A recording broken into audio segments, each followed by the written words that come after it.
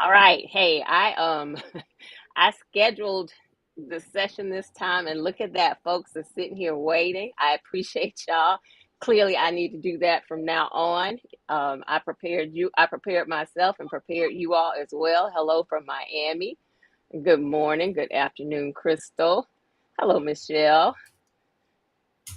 All right, Sandra. Hi, Sandra. Good day, everyone. All right, so now I know what I need to do. I have to get on my job and put the schedule in there so I won't have to wait for folks to join. I appreciate you all being here. On time, we get ready to get started. I am going to do my intro. Crystal, you know I'm always figuring stuff out at the last minute, so I'm glad I figured out that I can we can kick off and get going really quickly. Hey, Kimberly, good to see you. All right, let me do my intro and then we'll get started. Thank y'all so much again. Let me change my. Here we go. All right. Good morning or good afternoon, depending on where you are located. My name is Jewel Pearson, and this is Miss Bohemian Soul TV. This is Creating Home, a tiny house series, and this segment is Conversations on Intimate Spaces. Every Sunday, I offer live content where I alternate between these conversations that we're about to kick off and the What's Your Question segment where I answer frequently asked tiny house questions. As I introduce myself, I like to say that I built a kind of fancy tiny house in 2015. And since that time, I have shared my journey to hopefully inspire others who are interested in the movement. I do offer coaching and consultations to help others in their tiny house journey. And once this session goes live on YouTube, you will be able to find links to schedule with me in the video description below the video. And as I'm doing all of that, I serve up a lot of representation in the movement along the way. I want us to see ourselves in this movement and to see all of the opportunities available to us. It is my intent to build figurative and literal community that is inclusive and accessible. And if you find this video and the information helpful, I hope that you will like it. You'll share it, you'll subscribe to my channel, and then also turn on the notification so that you'll know when content is available. All right, that's my intro. Thank you all very much for being here again. Thank you to my guest, Ansel. I'm going to ask you to please introduce yourself to everyone here this morning. Good morning, good afternoon, good evening, depending on where you are. My name is Ansel Troy, and I'm from Oakland, California. A tiny house entrepreneur, if you will. I have two tiny houses on wheels on my property. I also have a converted garage, and I learned everything through trial and error. Bought my first tiny house in 2017. Before it was quote unquote legal. Right, I don't even like to use that word because they make it sound so criminal, you know. right. Um, um, and that's I started my journey in 2017, and here we are, going on year 6, 7, and all I resigned from my job in 2021, and my full-time job is running my tiny house business and doing a little bit of education. All right. Um, I love that part about being the legal part because I always Hmm. say it's kind of a gray area um, Hmm. because I too don't like to say I'm doing anything illegal. All I'm doing is living in a house. So hey, that's the Come on thing. now. Come on now. So as we kick this session off, I always say that I believe our homes tell a story about us or tell our story, whether it's intentional or unintentional. And as it relates Hmm. to the tiny house movement, tiny houses, and all of those things, I feel like there is more intent there in our decisions that get us there, in our design, and in our journey. And so that is what we will explore today in this conversation because I always say that it is so much bigger than just the house. And I think in just those few minutes, you also validated that it is so much bigger than just the tiny house or the tiny houses in your case. So, Oakland, tell me, are you born and raised in Oakland? I was born in Kansas, but we moved to Okay. Oakland when I was one. So all I And know is Oakland. I can't all tell you you know anything is about Oakland. Kansas. All you Junction know. City, Kansas. That's Okay. a military town, but I'm from Oakland. Okay. Hmm. All right. So I will say that I have an affinity for Oakland, the home of the Okay. Black Panthers. Obviously, that affinity, the home of the Black Panthers, and absolutely. And then I consider Atlanta home. So I have a love for all things Too Short because Too Short is Oakland and Too Short moved to Atlanta. So I adored Too Short. If Blow the Whistle comes on, it's over for me. So Wait, wait, wait a minute. Wait a minute. Hold on. Too Short moved to Atlanta. I remember when he moved to Atlanta, and I 89, remember what was going 89. on. And I remember what was going on out there. So you telling me you was at that the Freaknik? Listen, listen. If you didn't see me there, you don't know that I was there. I was there every freak Nick. Listen, Okay. listen. Freaknik was Before life. camera phones. Freaknik was life. Atlanta was life. Too Short was life. 112 was life. Sensations. All of the things. So yes, Okay. I am ATL. I consider myself an ATL shorty. So absolutely. So, Okay. um, Okay. um, thinking. So you just said it sounds military. It sounds like there was some military connection. If you're thinking about growing up, your childhood, and we look at your journey now that we're about to get into, are there any things that you can look at that you might say in hindsight led you to this journey? Any of the things in your background growing up that might feel like some connections as you think about life? Absolutely. So yeah, I was raised by my mother with one sibling, a sister who's a year older. She actually lives in Atlanta, by the way. Okay. Um, and being raised by a single mom in Oakland and having to figure things out, I've always been when I was a kid, we didn't have much. So when something needed to be fixed or repaired, I would figure out a way to get it done. As a child, I was taking things apart and putting them together. And, I would be the one to adjust the antenna on the TV. My mom would Okay. be like, Ansel, come fix the TV. What you know So about an antenna on the TV? come on now, come on now. I'm 40 years old. Come on now. Um, so a little bit of resilience, the DIY, doing the best with what you have and making it work for me. I think that started early on Okay. when there were things that I wanted, there were things that needed to be done, and I had to figure it out.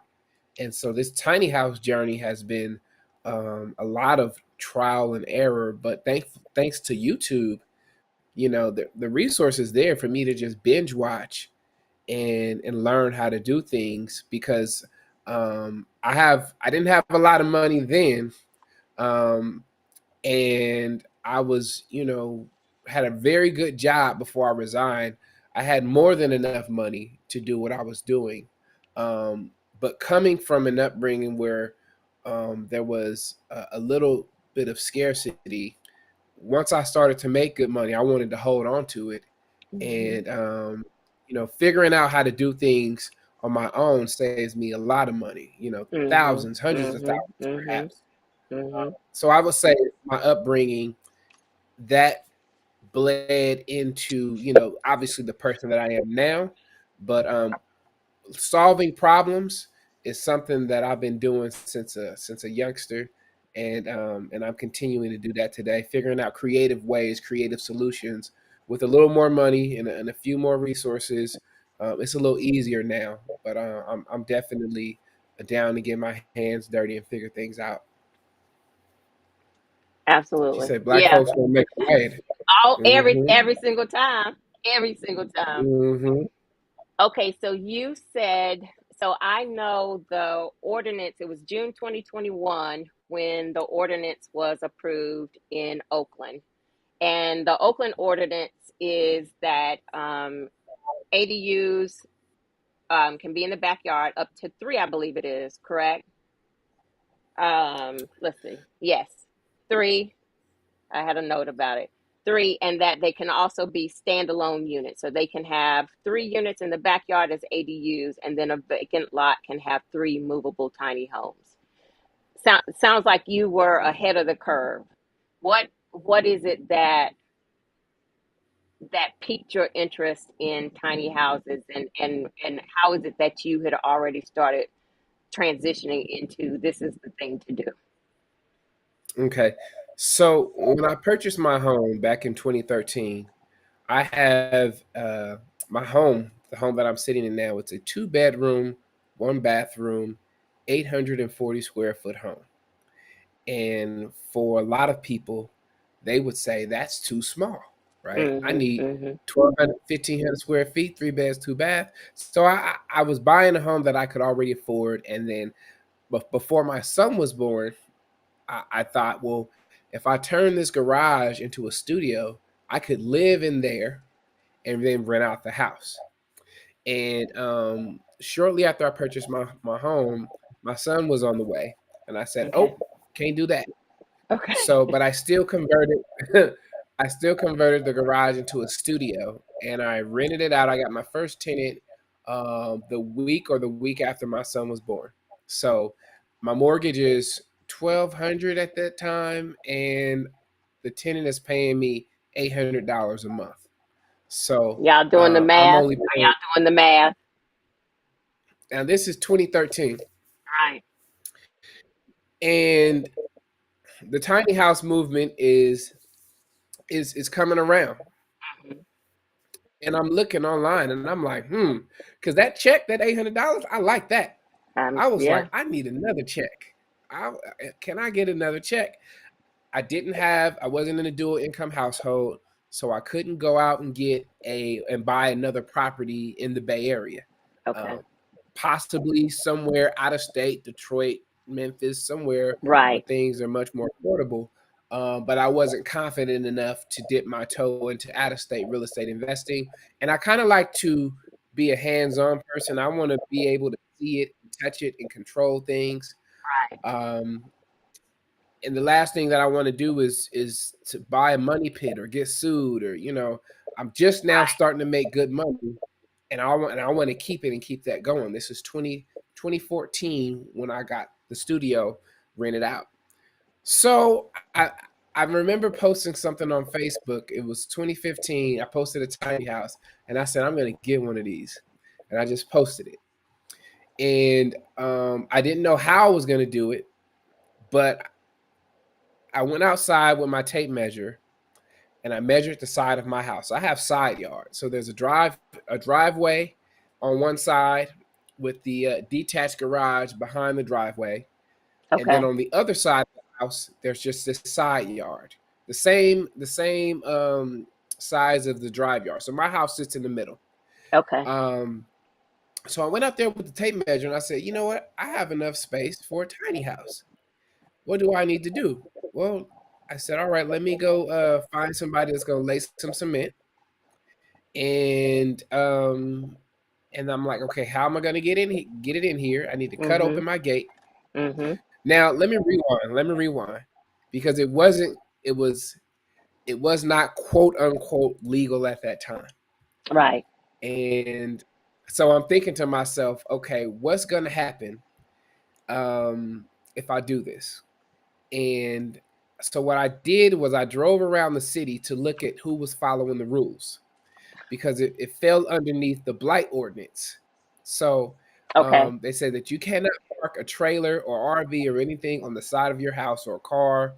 Um, it would be considered a blight. So I drives on through the city.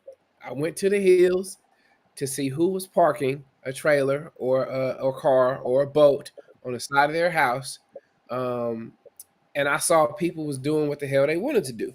Mhm. In these more affluent areas, if you will. Mhm. So I said, okay. Um, and I looked up the definition of blight, and I looked around my community, and I said, we got potholes, we got Right. boarded up buildings. I Right. said, so my thinking was, if they're going to come after me and ignore all this other stuff going on, um, I would probably fight that. Mhm. And because nobody was following that ordinance, and there were blights all up and down these streets. And also, my neighbors. I have great neighbors, right? Um, my neighbors. This is a black and brown community. There's a lot of multi-generational households. A lot of my neighbors are blue collar professionals. So people were doing things in their backyard, building spaces, unpermitted. You have grandma, grandpa, son, daughter, multi-generational households making it work for them, maximizing their Mhm. property because all of our property layouts are the same. So I said, all right, well, I'm going to do this because other people are doing it, and laid the concrete, cut open my gate, got on YouTube, figured out how to make a gate that would swing open so I could get the tiny house in there, and then I pulled out some money from my house. I had a HELOC, a home equity line of credit, Yes. Mhm. and then I started shopping for a tiny house. So that was the beginning. I found one within a month for $33,000. That was about a 2 hour drive away. Okay. And I didn't know how I was going to get it to my house. I didn't know what to do when I got it to my house. But I You knew rented you that figured truck. it out. You figured it Hey, out. I rented me a pickup truck.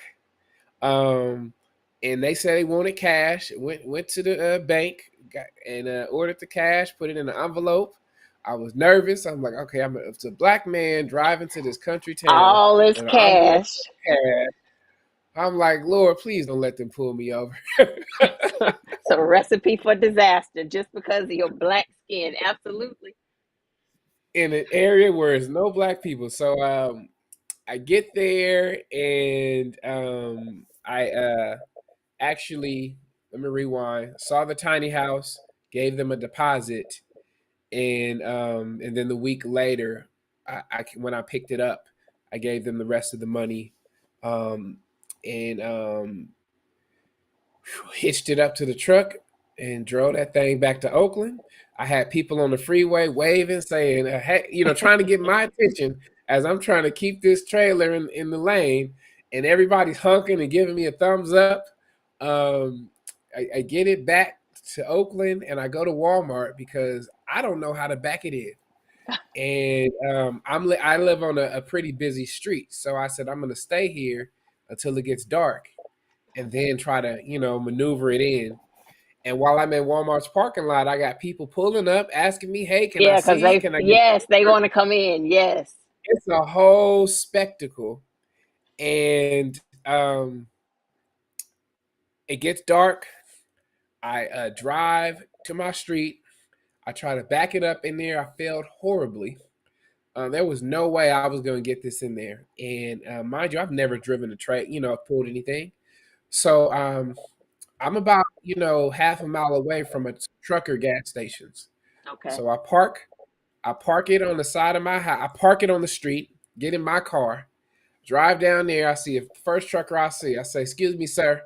I have this tiny house down the street. I will give you $100 if you could just back it up in there." Now it's a white man smoking a cigarette. He looking at me. I say, "I'm just a mile away. I just need you to back this thing in. Can you do it? I give you $100." And then out of nowhere, his lady friend pops out. She's like, "Give us 150." And he said, he's like, "Woman, stop talking." She just pop out of nowhere. He's like, Ain't "I'll do nobody it for even 100." talking to you, lady. Right. He just popped out 150. He said, "I'll do it." Um, so he's from South Carolina. He gets in my car. He's like, "You mind if I smoke?" I said, "You can smoke whatever you want. I just need you to." just He's need you to smoking a back this cigarette in my up. car. You can smoke whatever you want. I just need you to get this tiny house in there. You know, he got into that truck and whipped it in there like Like it wasn't like it was nothing. like it Yeah, wasn't nothing. Here you backing go. up ain't no joke. Thank you, sir. Drove him back to his truck, and it was in there. And and that was how I got the first tiny house home. And from there it was a journey getting it set up, because now, which what a lot of people ask me about the tiny house, well, what about sewage and water Sewage. and plumbing, Well, yes, right? yes, right, Things that are easy to me now, but back then I'm like, okay, how am I going to hook this up? I didn't right. know any. I had never done any plumbing work. I had never done any electrical work. Um, so I hired somebody to come and install a 30 amp outlet to plug up the tiny house, and hired a plumber to come and connect it to my clean out. And and then it was on. I had it for about a year before I put it on Airbnb. And my thinking was, all right, if I do this, people are going to drive past and see this tiny house. Right, So I thought about painting it the same color as my house, but I didn't. I told myself, you know what? I'm not asking for permission. I'm just going to ask for forgiveness. right, I'm just right. going to do this thing. If somebody complain, then we'll deal with that when we'll cross that path when it's time. But I set it up, launched it, and I am in a it's this neighborhood is it used to be the Black Panthers headquarters is their former headquarters was a block away from my house. Okay. Uh, this was a historic Historic black area, absolutely. Yeah. that is no longer as melanated as it used to be. There's a lot of it's more so Hispanic families, um, and so I didn't know if people would want to come to this neighborhood. Okay. We got a lot of fried chicken and fried fish restaurants, fast food, all that. So I didn't know if people wanted to come to this area. There's always, this bias of black and brown communities Right. that they're crime filled and things like that. But I launched it on Airbnb, and it was a hit. And I didn't look back. And that was the beginning of my dipping. I began to dip my toe into interior design. Okay. So I got this tiny house, and it's making money. Um, so I'm getting 800 from the studio, and I was making 1,000 a month on Airbnb easily. I only wanted to make 1,000 a month. I would cut off my calendar after I hit 1,000.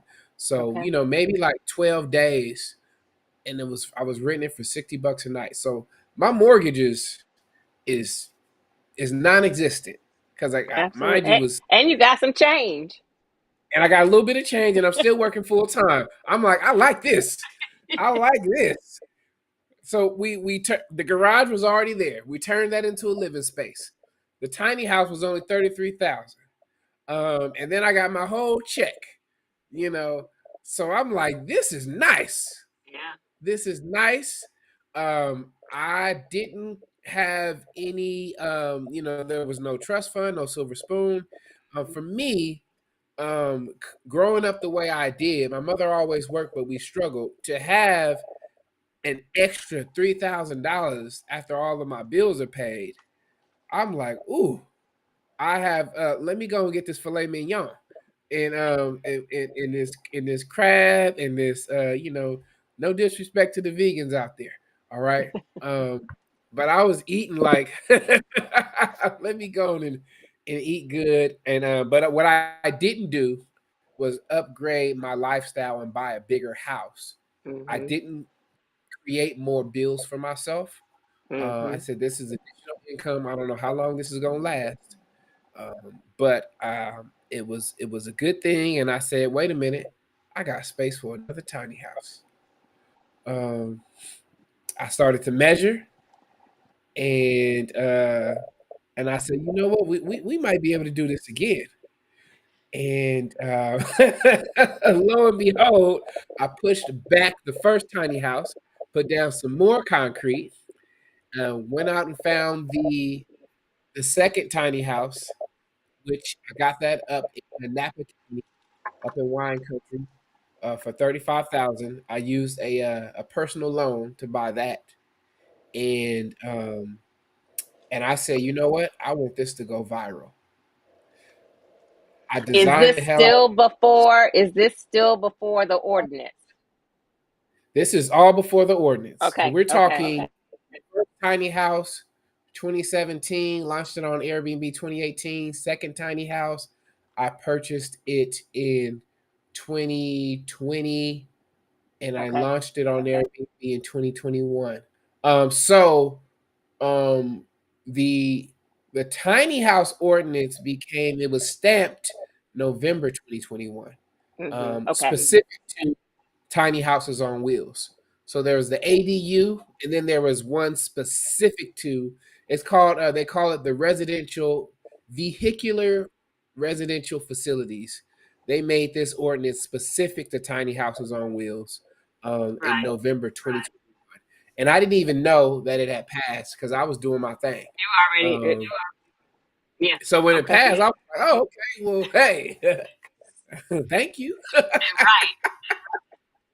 Um, So yeah, we launched the other one, and I designed the hell out of it,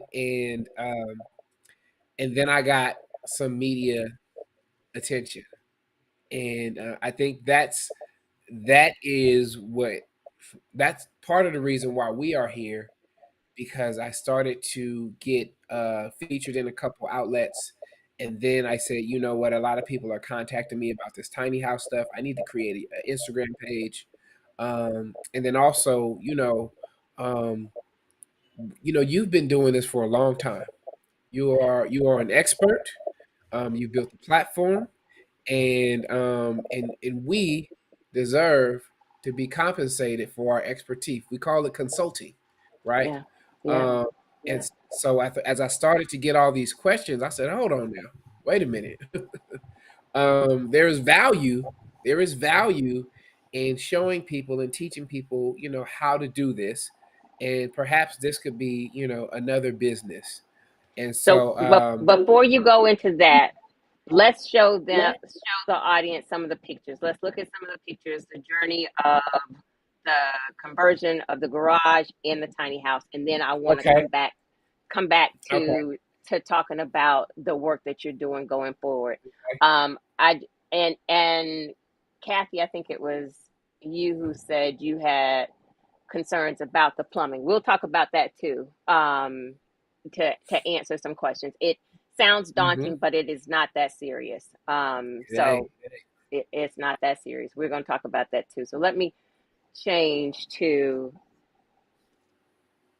some of the pictures. This one is kind of small. Let's see if I can make it. There we go. All right. So this is talk to us about what we're seeing here on the Okay. screen.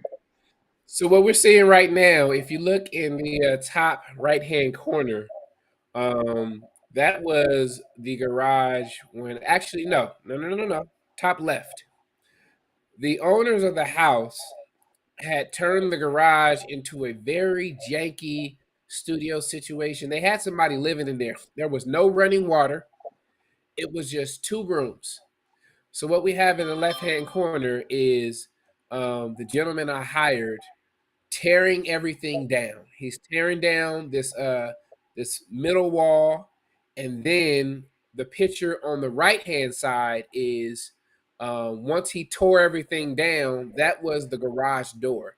It was a barn style garage door with old wood, and so we replaced that door with the door that you see on the bottom. We put in some new flooring. So we went from top left hand corner, tore that down, and then that was the blank slate. And then Okay. lower left hand corner, he did the drywall. The floor was still raw. And then bottom right hand corner, I had just finished the flooring, and we had a new garage door. And this was the start of the first studio. Okay. All right. So So that's this. that's a gentleman putting in that garage door. Okay. Hmm. That's one of the same pictures. Uh-oh, so maybe, oh, no, We no, jumped no. too far here. That's the We new did. new. That's the new new. Okay. That is the new new. Um, we can So get let me, back to that because that's what okay, it hang looked on. like now. All right, let me But see. before that, Let's see what else you sent that I can look at. Can you see the thumbnails? I Okay. can. So Tell, actually, if you like, I can share. Um, if I can share my screen, I can show you what it looked like I don't know because if I may not you have sent it. can share. Let's see. This is different from Zoom, so let me. It show it has a share It's screen icon. okay. Then go for it. I'm gonna learn something new today. They Okay, already know I don't know this technology, so we're not even gonna pretend like I do. okay. So what I'm gonna do is I got my picture ready. Okay, there go the picture. Now let me go on in here. It says share screen. And here it is right there. Share. Can you see that? Let's see. I think I have to do something on my side. So hang on a minute.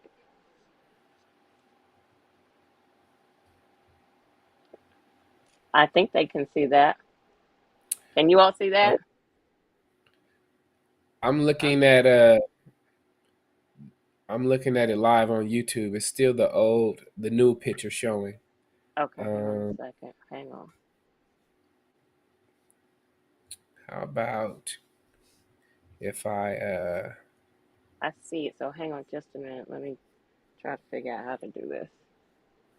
Um, how about I email you this picture? Maybe.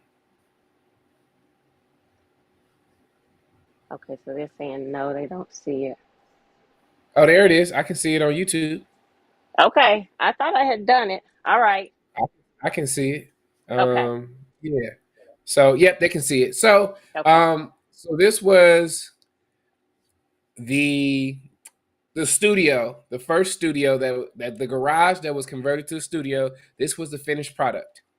Okay. Um, and so he has a toilet, a shower, um, and that was the finished product. And that was before I got into. I remodeled this 2021, but Okay. this was the first studio that I rented out. So let me stop sharing this, just so I just wanted them to see that. Okay. Okay. All right. So now let me take us back to. All right. Let me add you back. And then I can take us back to. Nope. Let me do it right.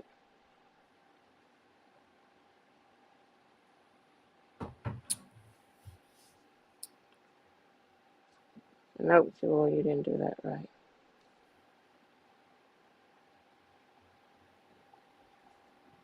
Do you all see the pics again? I hope you do.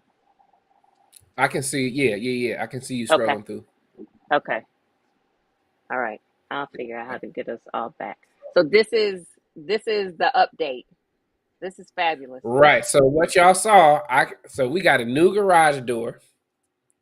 Um, 2021, I remodeled that same garage into this because now that I'm deep into my short term rental business, I realized that okay, well my tenant had moved to the East Coast, so I had a Okay. tenant there that was for 4 years. She moved to the East Coast in September, and so I said, okay, well now I can turn this into a short term rental, and I want to turn it into a vibe.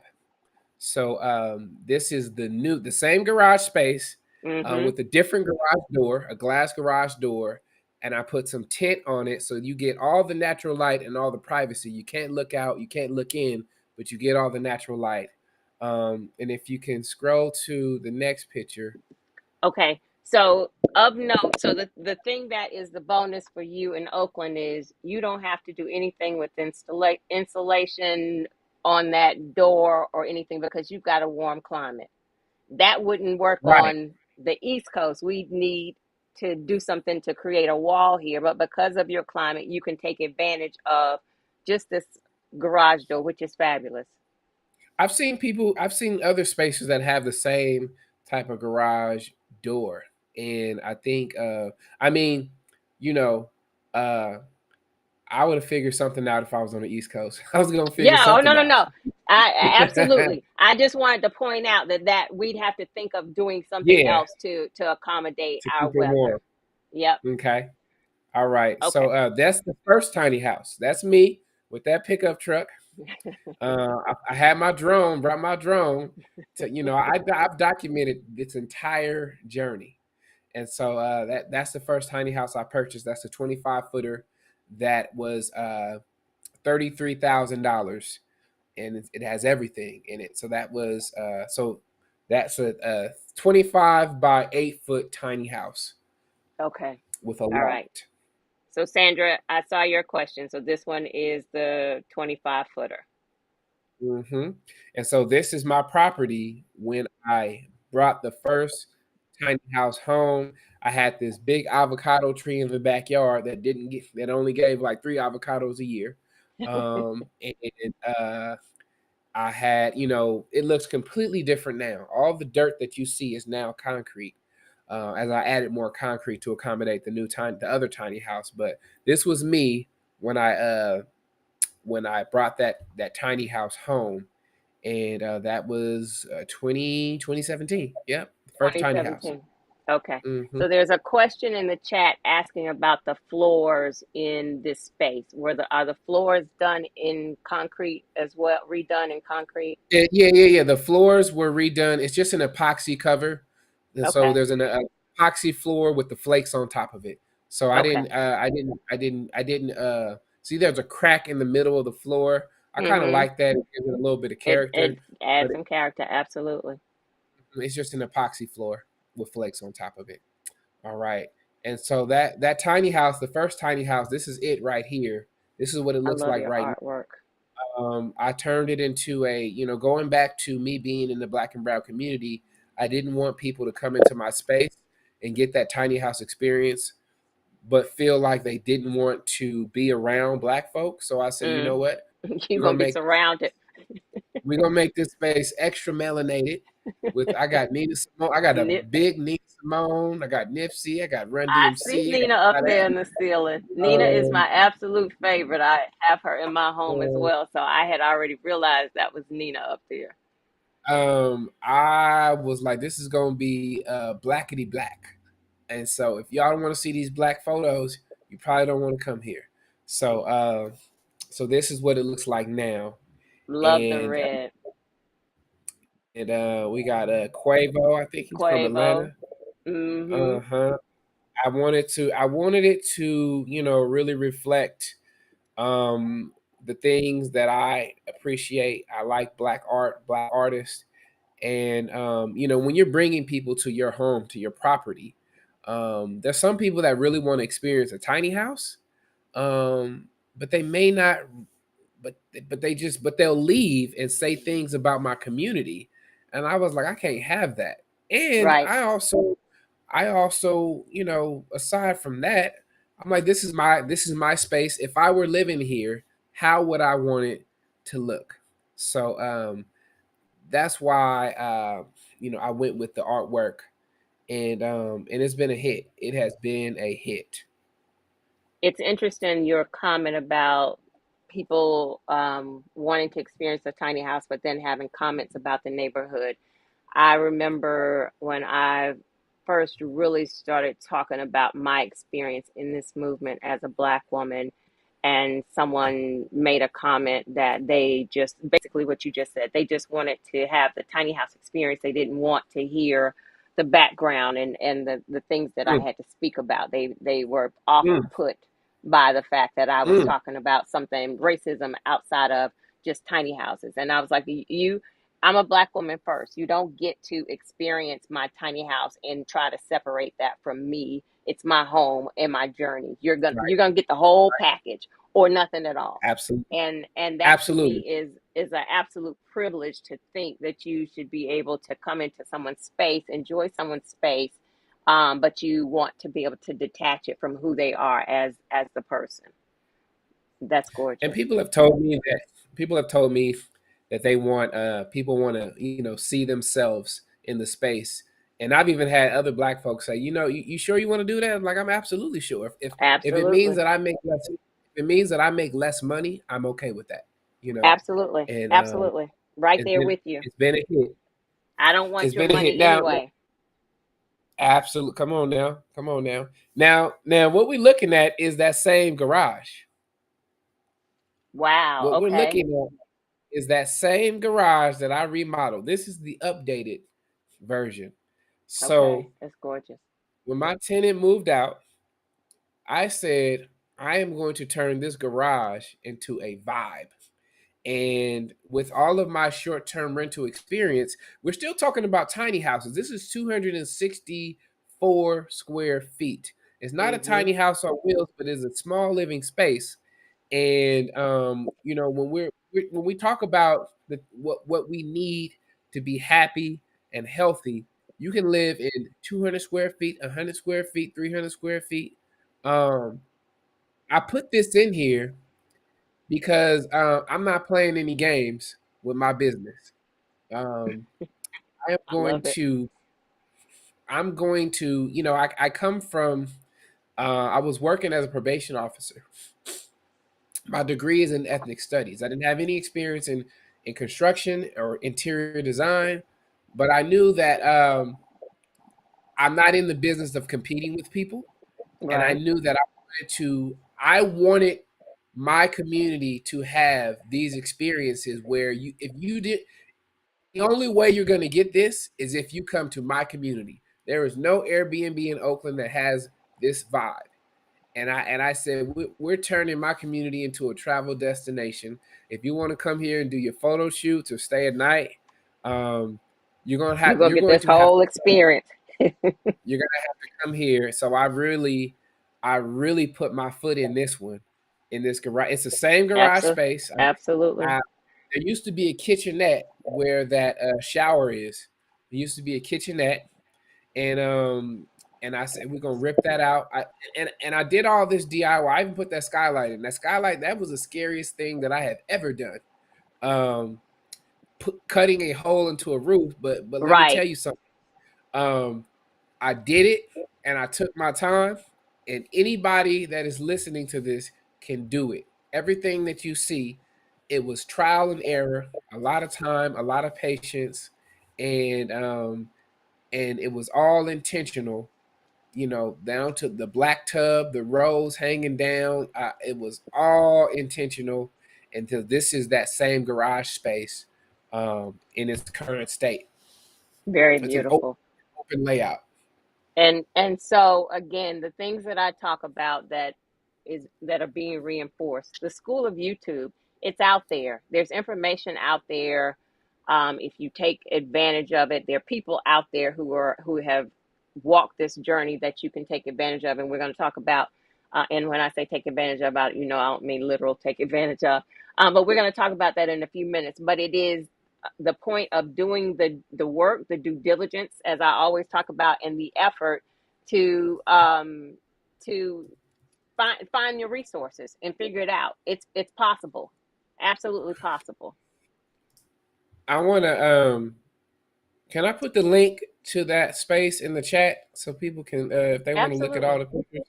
Okay. absolutely. All right. All right. And I'm looking at y'all in the chat. Okay. Oh, so where the tiny house sits, this is what it was before I put the tiny house on it. Now, I had some storage containers. It was nothing but grass and dirt.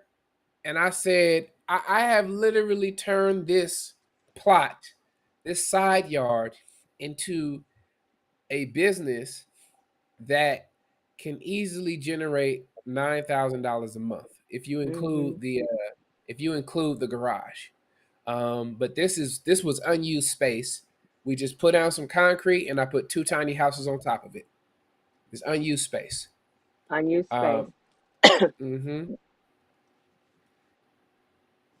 And There's the so there we have concrete. it. Mm-hmm. There it is. I put down that concrete. And that was before I got the first tiny house. I had to cut into my gate and make it happen. I built that fence, all trial and error. And then now we have two tiny houses back to back, and they fit like a glove. They fit like a glove. Um, I really want people to know that, so the one in the back was 33,000, the one in the front was 35,000. So And what's what the other size of the second one? I'm sorry. the second one is 18 feet. It's Okay. 7.5 by 18. 7.5 by 18 is much smaller than the one in the back than the first one. But again, people love it. It's more than enough space. Um, and we have travelers from all over the world coming through. The one in the front is the one that got a lot of the media attention, and that started me down this journey of, you know, uh, tiny house entrepreneurship and education. So let's answer the question about the connection to utilities for you, and then I'll talk about my process because I want to take some of the mystery and fear out of what that looks like.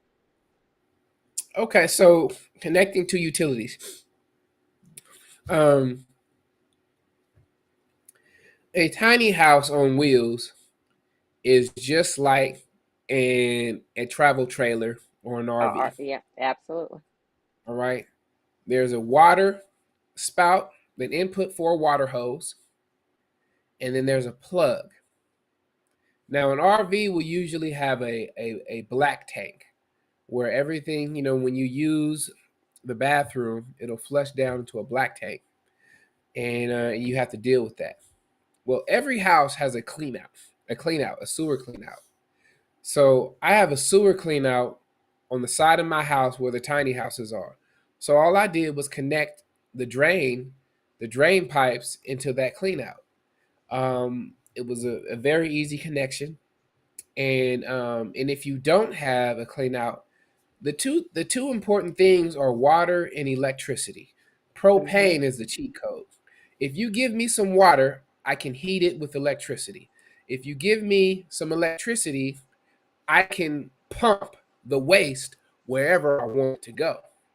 So traditional plumbing, you got to go underground. You're digging trenches, and if you don't have, a way to do that, there are pumps that can get your waste where you want it to go. Now, if you add some propane to that, you don't need as much electricity because propane Right.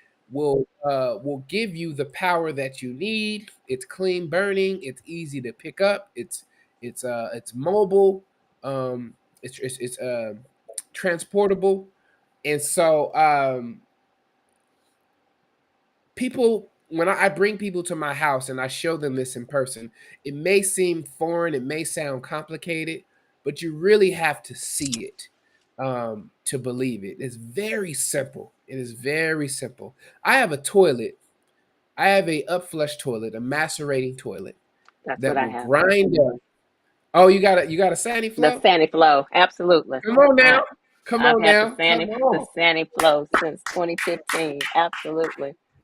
I didn't know Sandy Flow existed. Do you know I bought a $5,000 incinerator toilet? If I wouldn't Oh, have known about Sandy Flow, and this is where the education comes in, I absolutely. couldn't have avoided spending that money on the Absolutely. incinerator toilet that one of my Airbnb guests broke. I fixed it. Ooh, ooh. Um, but my Sandy Flow toilet was like 1,300. Mm-hmm. Uh, if I would have known that, I would have saved myself a lot of heartache because I started with in I also had a composting toilet Okay. in one tiny house in the smaller tiny house. I went compost to incinerator to Sandy Flow. I've spent eight Okay. thousand dollars on Yeah, toilets when just I on didn't have to. toilets. Yeah. But if I've known about Flow, and this is why you should always talk to an Folks doing expert, it. Absolutely. because you can save yourself a lot of money and save yourself a lot of mistakes. If I would have known, if I would have known that I could talk to you, um, I probably would have saved myself some headache. Um, Absolutely. Ooh, that Absolutely. So Flow is a game it is a changer. game changer. So let's talk. So let's stay here for just a second. So Kathy, I want to talk back to the utility. So as Ansel was saying, the houses operate very much like an RV. So you have plugins, for lack of a better word, at somewhere located on the house. So for a situation like where I am, I actually do so where I could use a hose from my house to my water source. So to just like connecting an outside garden hose, but there is a drinking hose that is a better material than a garden hose. So you do want to upgrade that hose. But it is The simply a matter food grade water of hose. yes, uh, it is simply a matter of connecting the two sources, the source of the water into the tiny house to connect the water. Now, because I don't move, and because I live in a cold climate, I actually take plumbing and take it underground below the frost line. If I were to use a hose, I would need to use like one of those heated hoses.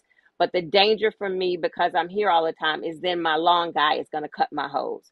So I go into the ground um, to eliminate having damage to my line, as well as to try to eliminate frost or freezing lines. It doesn't always work, but it beats um, what would happen if I just had a hose going across the ground. And then for electricity, the same thing. So some tiny houses, you would just run a 30 or a 50 amp line from the source, like just like almost plugging in an electrical extension cord, but it's a thicker Mm-hmm. cord. So Yep. plugging it in at the source and then connecting it to the tiny house. Again, because I'm not moving, I actually am doing mine. I have an electrician do mine underground, connecting into the box and connecting to my house. So my house has a box like on the side of a house, and then I'm connected by an electrician has done that professionally, connecting me to those 2 points. It is not so either you can plug it in like an extension cord, which is going to an RV place to get that extension cord, the 30 amp or the 50 amp. Obviously, you want to make sure you have it enough power, enough amperage for what the house is going to need. But it is a very simple process. It is not that daunting. Any electrician would be able to help you navigate and figure that out. And then you always have me, Kathy. You always know I know how to do this stuff, and Ansel knows how to do this stuff. So you have resources. You're not out there struggling alone. Ansel was talking about propane, heating the water. I have an on-demand hot water heater. Mine is electric. It is Mm-hmm. plugged into my house just like any other type of appliance. It then heats up the water. For high on my must-have list was the ability to have endless hot water. That is why I Mm-hmm. have an electric on-demand water heater. I don't want to have to time my showers and be in and out in 10 minutes. That would not be sustainable for me. And so I have a hot on-demand hot water heater. This is I all have doable. I have tankless hot water heaters as well. Yes, this is all doable. So a tankless water heater. So mine is probably about the size of a dictionary, and it's up underneath the sink in my bathroom. What that's going to do is eliminate the need for a water tank, a tank that's going to hold the water and heat it like you might have an old water tank in a house. That's going to take up space. And in a tiny house, obviously, you are at a premium for space. So if you're going to have a water heater like that, then you're going to maybe be able to keep at 5 or 10 gallons. That's not a lot of hot water when you're considering using that water and paying attention to have I run out of hot water? Do I need to allow it time to heat? All of that stuff. So tankless water heaters are actually the way to go propane tankless heaters and electric tankless heaters are something that you would want to consider. This toilet that Ansel is talking about, this macerating toilet, you'll have to go back. I'll drop some links to some old videos where I've talked about my toilet. This macerating toilet is actually used in home basement applications. That's how I stumbled on it. So in a basement application where you don't want to have to dig into the septic in the yard, you're finishing out a basement that doesn't have a bathroom, you would use this macerating toilet, and it has a line to it that will pump. It has the macerator that Ansel was talking about that is going to grind up the waste, but it also has a pump. And the one that I have pumps out to 75 feet. And so with that pump, you can then, instead of having to have, and so toilets are gravity fed. So you need to have that toilet, the waste dumping into the ground, to be gravity fed, a regular toilet to be gravity fed to tie into your waste line. With this SaniFlow macerating toilet that we have with this pump in it, I can then install this toilet. You don't have to cut a hole in the ground. You don't have to do any of that. It has this line that is going to pump out to 75 feet, which means you can then cut your line into your wall, into your Mm-hmm. existing plumbing, and then Come tie on that now. line into your existing plumbing. And the pump is going to push it out of the house, push it into your existing plumbing, and then the existing plumbing is going to do the rest of the work for you. The macerating toilet right now, I think it's about $900, 900 or $1,000 on Amazon. I am on my I am on my second one. You have to make sure you do the clean outs. There's a product that you have to use for the clean out. The way I for the toilet to make sure you're cleaning out the toilet. The on the back end of mine, because I don't have a septic system out here where I'm located, I have my toilet tied into two 275-gallon IBC tote tanks, these big tanks. Mine dumps into that. And then every so often, about 6 months, I have a Sandy can service, a porta potty service come out and empty those tanks. This is all doable. We're going to get back to talking about, because I really, really want, like, that fear of the utilities, I really want that to go away, because what you are seeing here is ingenuity. Ansel has Mm-hmm. been talking about the numbers. The Early on, we saw the first conversion, $800 rent coming in. His mortgage was $1,200. How much money is that freeing up for him? Now he's got two more tiny houses, and I ain't trying to be in his pockets, but come on now, let's do this math. And this is opportunity. He doesn't have a ranch with a lot of space. He has this. You see these houses on the side of his home in Oakland proper. It's not an opportunity that is available in every city, but when there is this opportunity, we need to be taking advantage of it, especially the Black and brown communities where we are already behind the eight ball. We are losing our homes as neighborhoods are being gentrified, all of the things that keep us out of the housing market, that make us lose our homes. Here are the opportunities right now. So I'm going to move from this slide. One of the questions that I saw in the chat was a question of asking about the permitting process, and whether you had to go through permitting. We talk about that, y'all, as I talk about the gray area of tiny houses on wheels. There is not, for the build of a tiny house, there is not the permitting process that you have to go through, because they are not on foundation. That permitting Mm-hmm. process happens when you're building on foundation. That Right. is one of the main reasons that people started building tiny houses on wheels, was to avoid the expense of what happens when you're building on foundation. Permitting and that process, that is a lot of added expense to a build process, and is also one of the barriers that keeps a lot of people out of building. Okay, I don't think I missed anything on that. All right, let's keep going, and then we're gonna get back to talking, Ansel. So Okay. this is a Okay. smaller home when you brought it in. Right. Right. I was able to move it with a U-Haul, a regular old U-Haul. Absolutely. Um, Now I don't recommend this, because when I moved it, I kind of damaged. Um, the upper portion where the bay window is because I wasn't using the pickup truck. So when I backed up, it kind of crunched the corner. But um, just just know that these tiny houses are not that heavy, depending on how big they are. But I went and got a U-Haul because I couldn't find a pickup truck that was available to rent, and then I brought this to my house from Napa County. This was number two, um, and this was a $35,000 build that was actually built by, excuse me, a carpenter and his daughter. General contractors. It was a family project, and they wanted 75,000 for it. Oh, I wow. got it for Wow. 35. Now, I didn't I didn't talk them down.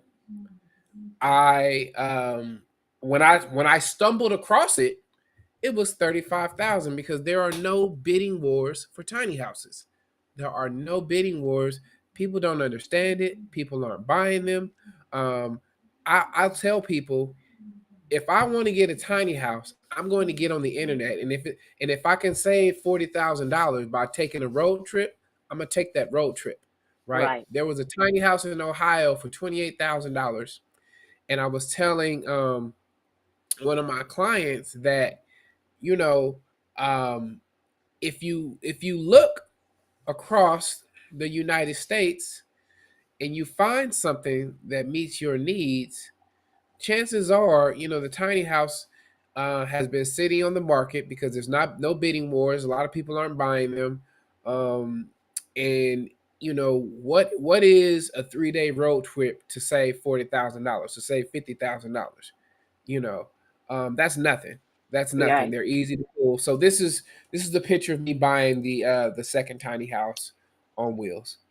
Okay, so let me add this point here because one of the things that I always talk about is the due diligence. What type of due diligence are you doing as you're buying the tiny houses to do some insurance around the type of build, the seal, all of the things that are going to matter for this home to make sure it's built well?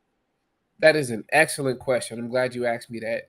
So we're looking at the trailer, right? The trailer should have some paperwork with it. When was the trailer built? Who built it? In California, our trailers have license plates. They're registered with the Mm-hmm. DMV as trailers.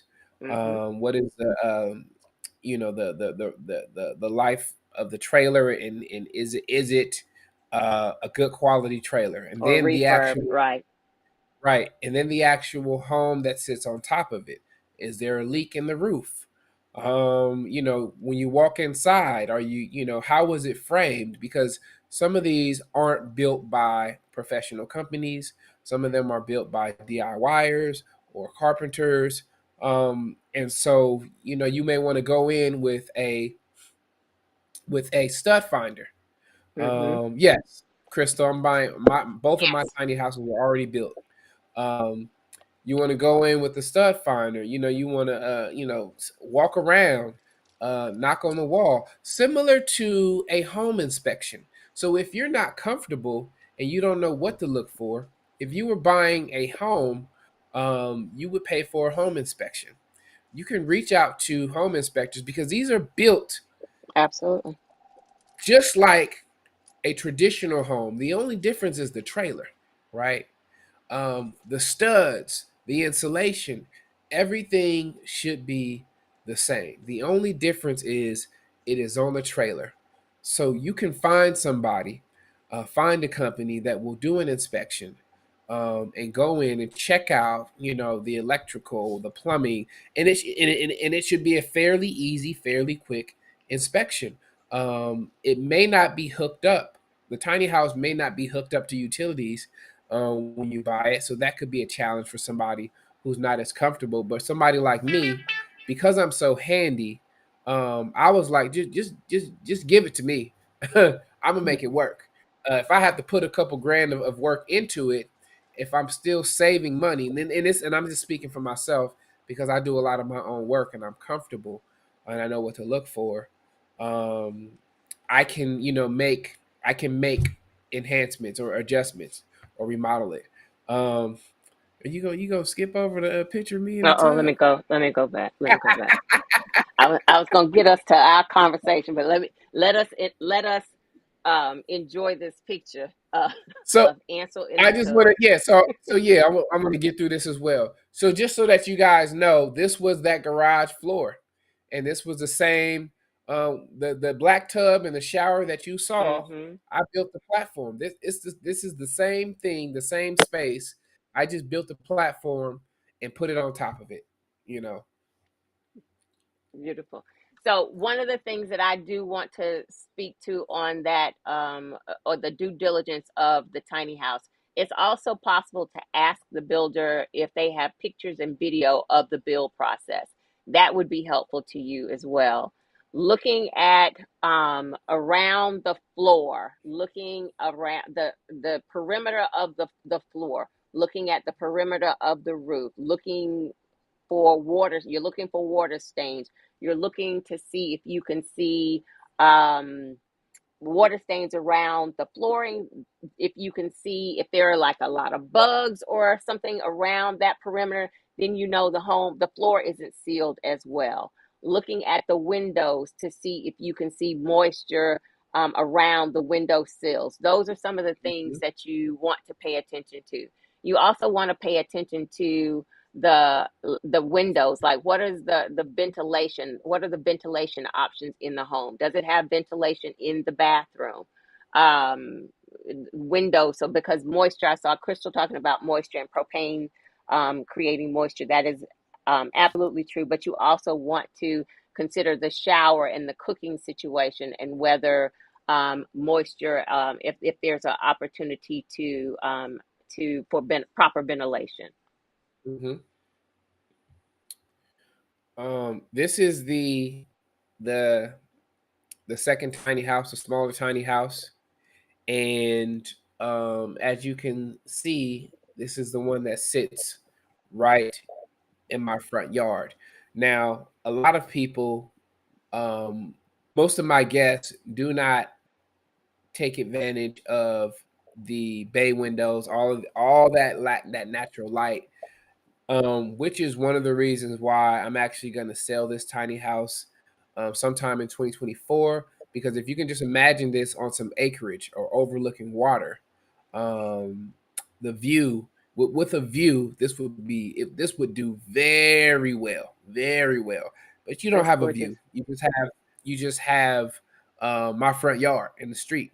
But aside from that, this is I designed. I would sit inside this space and think about how I want people to feel when they step into this tiny house.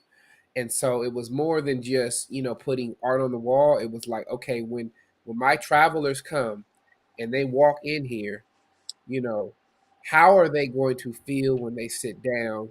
And it took me, months on end to really figure out how I was going to create a space that is in my front yard that people would still want to come to. So what we're looking at is the final product in the living room area, and yeah, and that's a little One so community. so one of the things, obviously, I have a bunch of windows. Did you have you installed tint on those windows? That two-way tint? I actually did initially, Okay, um, but I had some cheap tint, okay. and it brought It. heat to the bay window, and it cracked one of the windows. Oh wow. Um, Oh wow. Okay. and because it was very cheap, and the sunlight hit it and it cracked one of them, so It I cracked took the the. tip Oh wow. down. But these are top down, bottom up blinds, shades, so Yes. that Those. That's people can exactly still what I get that have. Mm-hmm. they can still get that natural light and still have privacy. Absolutely. Um, Yeah, so mhm, I had the same, the top down, bottom up, and I have spoken to this group about them so that I can.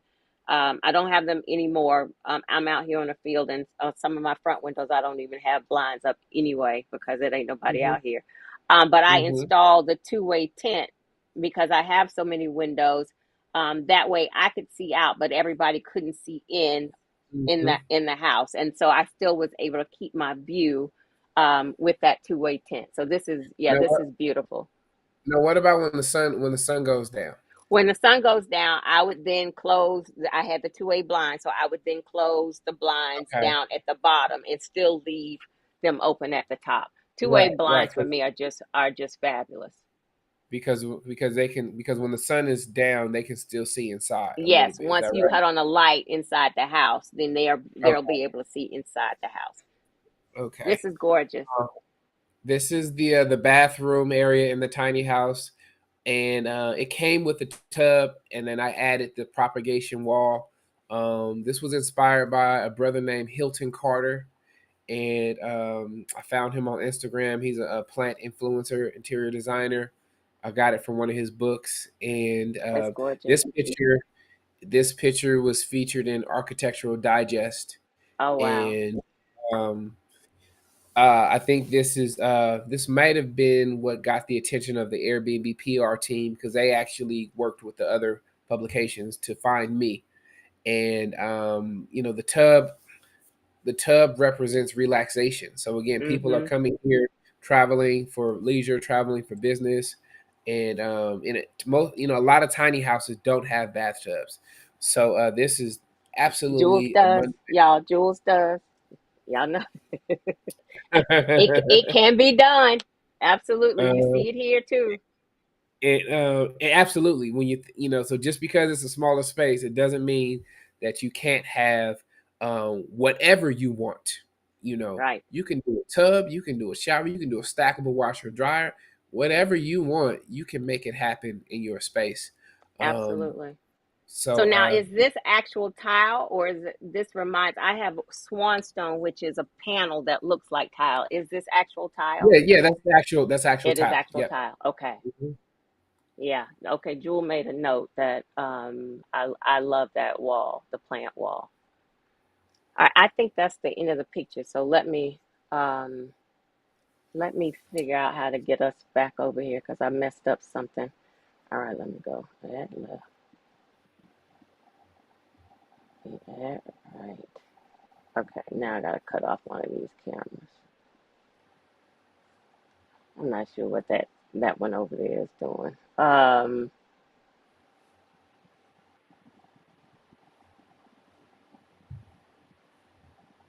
I think they see both of us. While we're talking, I'll try to figure out how to cut this other one off. Um, Okay. or what happened? I don't know what happened. Um, okay, there we go. There we go. So let I want to talk about the work that you're doing in the community, but before we talk about that, so you were way ahead of the curve for doing all of this work.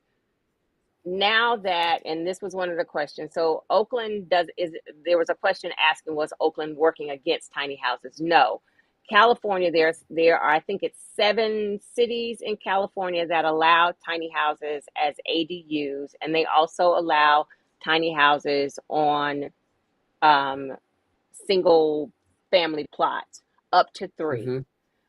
They are paying attention to the affordable housing crisis. They are paying attention to the crisis of the unhoused, and they are actually trying to do something about it. I just shared, I was in Cali when I was hoping I'd get a chance to connect with you, but it just wasn't working out. Just shared how riding around, like what you were saying about where you were riding around looking at what people were doing. As I was riding around, I was very aware of passing all the RVs and the vans on the side of the street where I know someone is living in them. Some of them to the point of dilapidation, tarps over them, Hmm. but still Yep. I know they're still providing housing for someone because the housing crisis has hit California so badly. Not Hmm. that it's not bad in the East Coast, but the expense of housing there, there is just a perfect storm there that is making the housing crisis even more pronounced and the crisis of the unhoused. From what you have seen with the ordinance that now allows tiny houses as ADUs and in the backyard and on these plots. Do you feel like it's having any impact on the affordable housing crisis and um, the crisis of being unhoused, at least in your area? I know you can't speak for all of California. What are your thoughts there? Um, I don't think so. I don't think so. It's not something that a lot of people are familiar with and aware of. They don't really understand the whole tiny house thing. And then the people who have the ability and the resources and the land to do stuff, a lot of people are building traditional ADUs. Um, and so our housing shortage is is driven by a lot of zoning where these rules were created where we're only going to build housing, um, dense housing in these areas, right? For example, whenever they build affordable housing, it's typically in the black and brown areas, and so you have certain parts of the city where people don't want it in their backyard. Right, We don't want people living over here who can't afford, you know, the houses that we bought. right. And so I wouldn't say there's not a lot of people that are doing the tiny house thing. And I think that if the city really wants to address it, it's going to be, um, they're just going to have to build more, and they're going to have to, with the builders, they only require that they create, um, if it's a market value development, they may say that a certain number have to be affordable. But what is affordable in Northern California? Because the cost of living has continued to increase and salaries haven't. So you can be Right, right, highly educated, right. in a quote unquote good paying field, um, and you'll still be living check to check trying to The working survive. poor, the working poor. Then if you say, all right, well, I'm going to live 2 hours away, well, that's a cost as well, right? Because now you have to Hmm. pay to Hmm. get to work. Transportation, right. There's wear and tear on your vehicle. There's the wear and tear of sitting in traffic. And then you end up spending, all that money that you thought you were saving just to get to and from work. And then there's the wellness component where, are you happy Hmm. that you have this house that you could afford that's 2 hours away and you're sitting in traffic? Are you even happy? Are you even healthy? It's just a snowball effect where all of these different factors are hitting working class folks the hardest.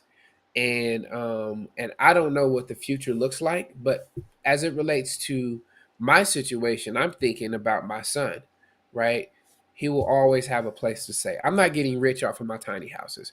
This is a business. I run this business. I do all my cleaning. I do all the everything and anything that has to do with the short term rentals. I'm hands on with it. It's not making me wealthy. I'm okay, and I think that to survive and get a little bit ahead, or create some wiggle room, the tiny houses can do that. But to eliminate, or to have an impact on the housing shortage, um, I don't think I don't think it's happening. I don't think it's happening. I mean, you That's also have to have a place to put it, right? right, right. Um, But one of the that's things that also a I challenge. just, yeah, but one of the things that I just heard you say about they're building the traditional ADUs. So that would be the ADUs that are on foundation. When you think about the money that you spent to get two tiny houses, that is probably still not going to cover the cost of an ADU on foundation. By the time you go through the permitting process, the bill process, and and I feel like it is a matter of awareness. of opportunity and availability, which obviously is the segue into the work that you're doing. So talk to us about the work that you're doing. So, if you're lucky, you can get an ADU built. If you're lucky, for 230,000. Mm-hmm. That's if you're lucky. Mm-hmm. 230,000 is the entry point. Um, and I have two additional units for $33,000 and $35,000. Um, what is that? 68,000. 67.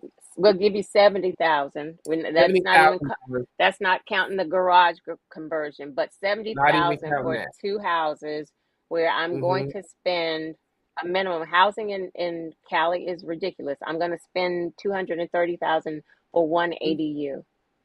Exactly. And that's just the entry point. So, um, the work that I'm doing right now it started out by bringing people to my house. I'll shut down my business for a weekend and say, I want to show you this in person. One of the things about internet marketing is it's a beautiful thing. We can connect with people from all over the world. I don't know where everybody is from in the chat. And I've connected with you, and you can, reach out to people who are interested in learning. But there's also uh, some bad actors who may not know what they're talking about, who are just Oh, looking absolutely. for a quick payout. And Absolutely. so it was for me, I wanted to say, come on over Hmm. um, and let me show you this at my property. You can meet me in person. I don't have to scam anybody. I'm Hmm. really doing You're this. doing the work. You're doing the I'm work. really doing this. You can touch it. And so I wanted people, it goes back to I don't have 230,000 and I don't want to borrow it, but I can figure out a way to get this 30. I can go get a personal loan. I can go, there are banks that will finance, tiny houses on wheels.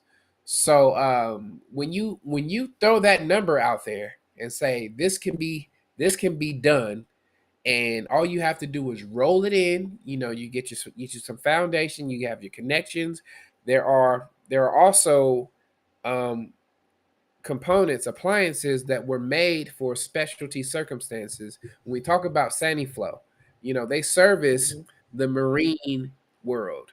Um, these are things that you're not going to find at Home Depot. Right. And if Right. you have a problem and you don't think you can do it on your property, there is a company that says otherwise. It's just not, they just don't market to the general public because these are specialty devices and they cost a little more. And the construction, I mean, they're high grade, they're high end. These toilets, setting flows, they're built in France. Um, and so the the the mini work that splits. I'm Yeah, a lot of this is the mini splits, the yeah, washer dryer combo units. They weren't it wasn't anything that was really known here in the United States because we're used to building big houses. In other countries mhm, where they're used to small spaces, these things are the norm for them. mhm, But one of the things, and I've spoken about this too, as you were just saying, is paying attention to boats, just like you said, marine, the RVs, the materials mhm, and the appliances used in those small spaces are absolutely the blueprint for this is yep, what you should be looking at.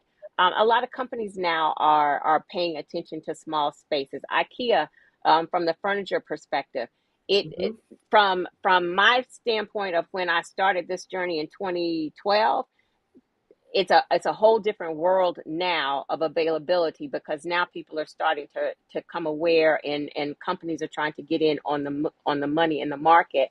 But it is absolutely not the first time you're inventing this wheel. Somebody has done it, somebody's yep, using it, it's in another country. The conversations and the whys of the work that you're doing, the work that I do, is I want us to also see it relative to black and brown people doing it, because absolutely, representation matters. And then I can look at somebody and say, I can relate to his story. single mom. I can relate to his story, the work that he's doing. He doesn't have a lot of property. He's trying to hang on. He's in Oakland. All of that is relatable, and that is why we need to have these conversations. So keep going. I'm sorry, talking about the work that you're doing. I love it. I love it. And so I started to market. I said, all right, I'm gonna run an Instagram ad and say I'm having a boot camp, and it took off, and I would be out and about in the public, and people would say, "You're the tiny house guy," and I'm like, Yeah. "Oh, that's new." And I'm walking down the street, exercise. You the tiny house guy. People driving past, hey, you the tiny house guy, and so people began to get curious based on the reel.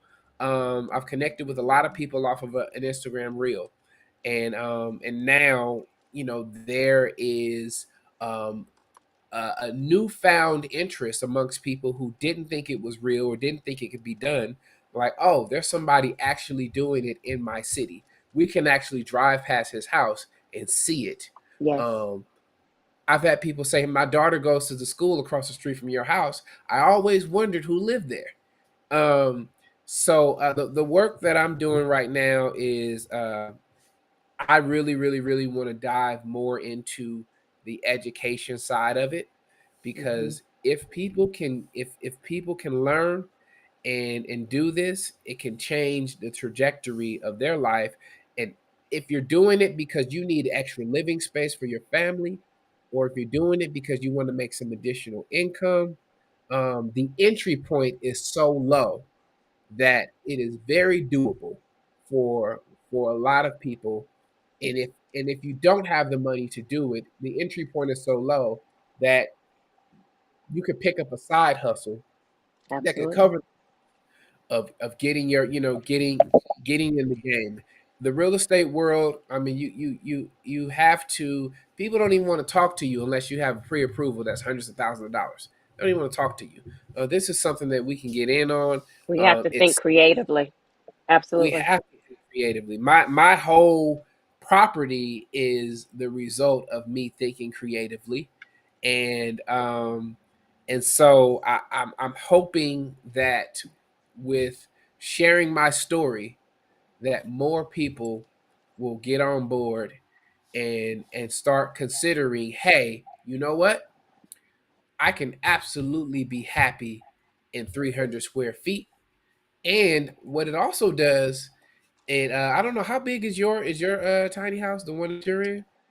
So the original tiny house, if I don't count the two overhead lofts, is 260 square feet. It's 320 with the two overhead lofts.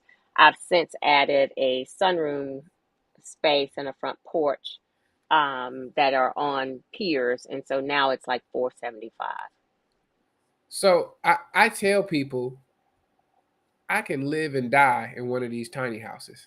Man, listen, Everything that I need absolutely. is in my time. Everything that I need, um, and for people to, I want to say, decolonize their minds and think about That's it. your priorities, That's it. because we've been conditioned to think that we have to have these expensive homes with all of this unused space, and then it puts people in a position where they cannot. What does retirement look like these What days, does? right? You Yeah. you can't stop working because you have these ridiculously high bills, and then you find yourself doing something that you no longer want to do, that doesn't serve any purpose other than paying bills. Where now I'm like, you know what? I've eliminated my mortgage with these tiny houses. I'm interested in filmmaking and journalism. That's really what I'm interested in addition to teaching people this, but I'm not necessarily stressed out about how am I going to pay my bills, because I bought a 800 square foot home to begin with. The mortgage was already cheap to begin with, but I've just eliminated it, right? Um, and I'll even say this, um, if I were married or gonna get married, right? Um, she gonna have to get on board. We are not. Listen, listen. We're not about. I am not about to go from not having a mortgage to having a mortgage because you want to. No, no, no, no, no, no, no, no, no, no. The Or this go back to tiny your house. house. Listen, this is what we're doing over here, or you go back to your house. I'm all about stress-free living. I'm all about stress-free living, and so this tiny house movement, it's changed my life, and I think it can do the same for others. So, Absolutely. So one of the you things know, is you were talking about opening the opportunity for people to come visit the actual space. Um, I many years ago recall someone who didn't want to do a consultation with they wanted to do a consultation with me to ask me some basic questions, but they felt hmm like they were going to do basic questions that were not relative to tiny houses, but they were going to do a consultation with my counterparts, the counterparts who don't look like me. mm, And that didn't go well for them because mm, they ended up losing hundreds of thousands of dollars because they ended up with someone with someone who actually wasn't even a builder, mm, hadn't built anything, mm, and they had a bad experience and lost a lot of money. That's one of the things that I said. I sit in my house every single day that I'm here. I'm sitting in this physical space. I've shown you my house. I've shown you what I've done. But if you choose not to want to listen and follow this journey because you feel like the counterparts over there can tell you something different, by all means do so. But I'm here trying to, just like you, educate because I really want our community to see the opportunity here. I really want us, the wealth building that you're talking about for your son. There is so much opportunity that we can be taking advantage of, even if we're not interested in living in a tiny house. The opportunity for financial gains, like what you're doing with the Airbnb, the Airbnb venture, one of the things, and I'm happy that you are there in a community so people can see it, and I'm hoping that it catches on and people start realizing the opportunity that's available for them, because as I was saying to you coming on before we started this conversation, so many people have to see it to believe it. The concept, you can hear about tiny houses on TV, you can see people who don't look like you, um, or you just hear the story but you don't see the visual, you don't hmm understand the concept. And when I first started opening my home for tours, I would see the realization as people would hit the front door, because then they can see, oh, this is not even what I imagined in my house. When they start hmm doing that small thing and they really think like, do you think I live in a doghouse? Like what were you thinking? are, are you kidding me? I am, for the most part, I have good sense. I have lived in really hmm nice houses. I just want a small house because, like you said, I have everything in this small house that I have had in my large spaces. I just don't have the headaches. I just don't have the financial responsibility. This is my retirement plan, and it just makes perfect sense to me for a community that hasn't achieved the American dream, because the American dream wasn't designed for us. We're still mm, chasing it.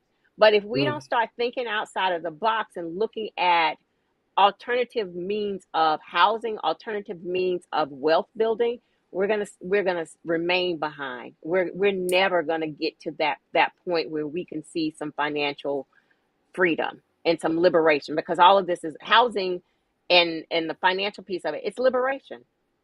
That's what Yes, it is.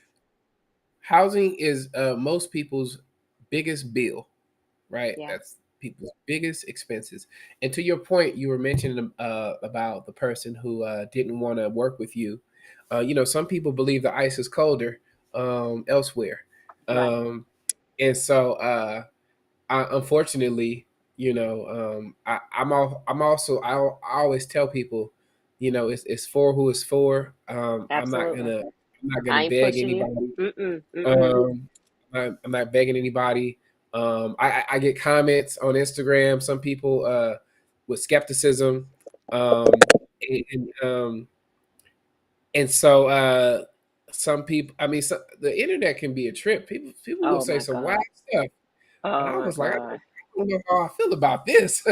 um, but I thought about the comment. She said, what world are we living in where people are paying money to rent out, a small space? And I was like, the A world? Marriott has the Marriott has a new hotel called the Moxie, Yes, and I've stayed at the Moxie. Mhm. the Moxie's rooms are very small. It's a Mhm. boutique hotel. It Did is. nobody said anything to them? And I The think a they saw hotel it. period. Not the Moxie, a hotel room period that you pay hundreds of dollars for to stay in, not even a full 24 hours. Not You don't get to stay a full 24 hours in a hotel room and you're paying lots of money to stay in that small space. The, What is and the difference? the average hotel room size is about 300 square feet. Yeah. You'd be lucky if you get a fridge, a microwave, you know, and so people don't realize that you've actually been in smaller living spaces and you've enjoyed it, and you've actually accepted that these spaces are smaller and they have everything that you need. And you enjoy Um, them. Absolutely. Absolutely. Absolutely. And some people got together with all their friends, and it was 10 people in that small hotel room, and they made it work. Did, Had a did you had ever a do that when fabulous you was time. Absolutely. A fabulous time. younger? Absolutely. Was it a That was is it a some. girls trip? I try not to do that much. It was a younger time period, but you piling in that room because we need to split this bill. Absolutely. Right. One of the things I can recall as you talk about how people say things, I recall. So when my home was parked in the city in the backyard, kind of like an ADU situation, like what you have, one of the men in the house, the guys whose property I was on, he rented out the rooms in the home where my house was parked. So there were three Mm, bedrooms in this house. I'm gonna say the house was probably no more than 1,000 square. It wasn't big at all. One okay. bathroom, three bedrooms. Three strangers shared this house, and they rented out the room. So the guy would stop in the yard to assess my house and my living situation. And I think he just could not figure me out. So one day he said, um, your house says something really interesting about you. Like you just don't want to be bothered. And this small house, like he had assessed me. And I said, my house is way bigger than the room that you're renting, as well Come as on now. that bathroom that you're sharing with two strangers. I don't Come have to on share now. my home with anybody. Come on now. Come So on. as you're assessing me, have you not even looked at your own situation? Like your bedroom can fit in my house two or three times over, two, three, four times over. But you're Come on now. assessing me and you think I'm weird because my house isn't on a foundation. But my house and my peace are way better than yours. So it is like just people can't get the concept of this is non-traditional housing, but it offers so much peace and it offers so much financial opportunity. And that is the work that we are going to have to keep preaching about. I, I also want to mention there are some people who are upset because, wait a minute, you spent how much? And I spent this much? This should not Right. be okay. In order for you to do this, you should not be able to make rental income if you didn't pay what I paid. This is not Right. fair. Okay. It needs to be on a foundation. How are you doing this? I don't want this in my community. And there's a little bit of jealousy. There's a little A bit of lot of jealousy. bit. A lot of bit. It's a lot of bit. It's a lot of bit. uh, So tell me, when you've spoken about the experience. We've seen your spaces, we've seen your fabulous design. When people see your homes and the work that you've done, the work that you're doing, what what story, what do you the first thought, what do you want them to gather about you or to think about you based on your homes and this journey that you're on? that's a great question. Um, when people see my homes and hear my story, um, I want them to be curious. I want them to ask questions. I want them to say, um, you know, wow, he did that. How did he do that? I want to do that. I want them to be inspired. That's what I really want. I want them to be inspired. I don't want, I don't want any negative energy. I want them to be inspired. I want them to know that they can do what I'm doing. I also want them to question what they've been taught about space and housing. When I Hmm. show people the garage, I always say, quote unquote garage, because it is built on a foundation just like my home. It is Hmm. framed, it is insulated, it's got the same roof. The only difference is I've been told that this was only for cars or junk, right? Or Right, storage. right, right. And That's what and I was most people accept that. Yes. right. And so why can't this 264 square foot structure be a home for somebody, a Hmm. place to stay? They've accepted that it's a man cave, or we're gonna put a TV and a pool table in here. And so I really want people to rethink everything that they've been taught about housing and space and what they need and what can be accomplished. Because part of the reason why people are in some of the situations they are financially is because they followed this rule that your house needs to be this size in this neighborhood. You need to have Right, this many bathrooms. It has to look like this, and that's just what you do. And also right. a lot of people are making decisions based on people that don't live with them. I need to have extra space to entertain. In case I'm I gonna have some guests. just in case somebody comes over, I have to have this.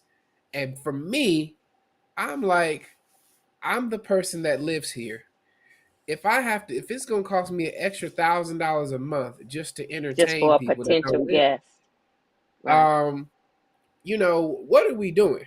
And I'm not saying that you shouldn't do, if you have the means, by all means, enjoy that, but some people are not thinking about the future, and they're putting themselves in a Hmm. situation where they stretch themselves to the brink. Okay, I was approved for $500,000. We're gonna spend this whole 500,000. Right, Why don't you right. why don't you look at something that's 250, right? Um, And put some because money back. Yes.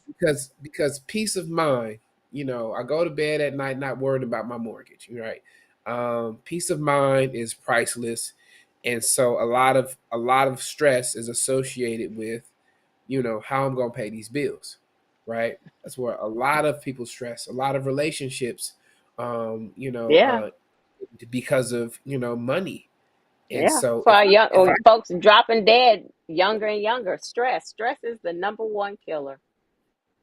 I can eliminate the stress associated with this high mortgage and rent payment, I think that can change so many lives. And I'm hoping that when people hear my story, when they see my property, that they just rethink, what is important as it pertains to housing. Um, I've seen, there are people that are happy on the road living out of a car. Yeah. Um, I see Yeah. it on YouTube, Yeah. with their dog rolling. We Yeah. to the next state. Um, I really, really, really want to promote, wellness and happiness, and thinking outside of the box, being creative, but just not falling in line with what society says, we have to have when it comes to housing. What have you learned about yourself in this process, in this journey? Was it anything that you learned that maybe surprised you? Um, Yeah, I say that I've learned that I have an eye for design. okay. I didn't know that, because let me tell you, my house don't look nothing like them Airbnbs. But they always say whatever profession you're in, the hairstylist, her hair don't never look like her customer's hair. The person who does who is the landscaper, their yards don't look like what their customers. So they always say that. I didn't know that. I didn't know it was in me. Um, I didn't know that. I I didn't know. I mean, I wouldn't say I don't necessarily enjoy um, building. I enjoy the creative side of it. I enjoy the the finished product. Hmm. Um, but I'm building a camper van right now. I'm not looking forward to going into that van and cutting that wood, and I just don't. I don't. It's not fun to me. It's necessary. It's a process.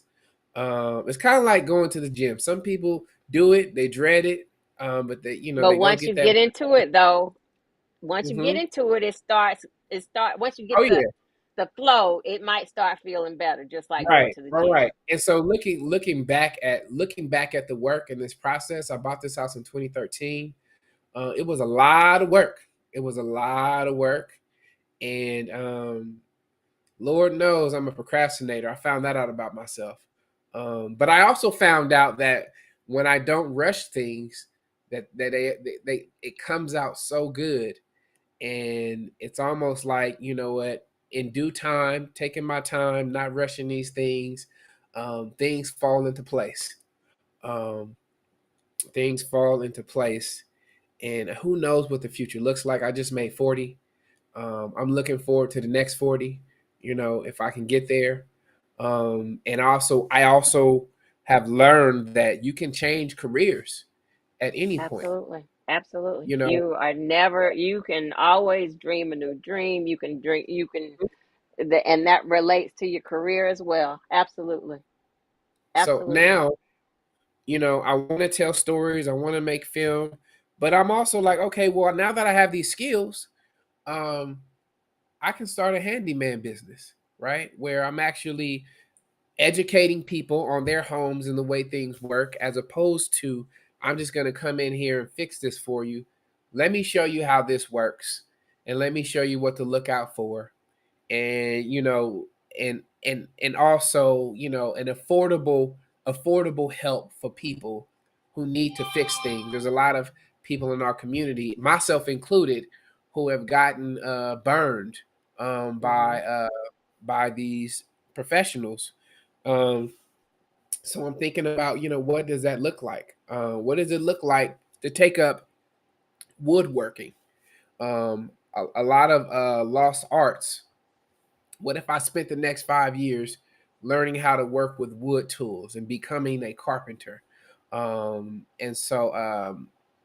really realizing that um, I do enjoy working with my hands. Hmm. Um, I do enjoy working with my hands. I just want to do it on my own terms. Makes I sense. just want to do it on my own So terms. I saw one of the questions. So Crystal, you were asking, was he still working his job? And no, he shared with us that he was a probation officer, but he left a few years back. Yep, November, July 2021. I submitted my resignation. All right. And then there was another question asking about buying, is there still land available in Oakland, and buying, would you do this, buy land again in Oakland and do this again? You also spoke about the cost of land there in that area and how it is cost prohibitive to be able to do that again. You spoke about that early on. There actually are some plots of land that would absolutely work for, like smaller plots of land in areas that are not highly desirable. My area is not a highly desirable area, where I've driven past and I'm like, you know what? I could slide two tiny houses there. We always looking from the lens of a tiny house. I drive past my neighbor's house. I'm like, I can put three of them over there. They tripping. You know what I'm saying? If they only knew.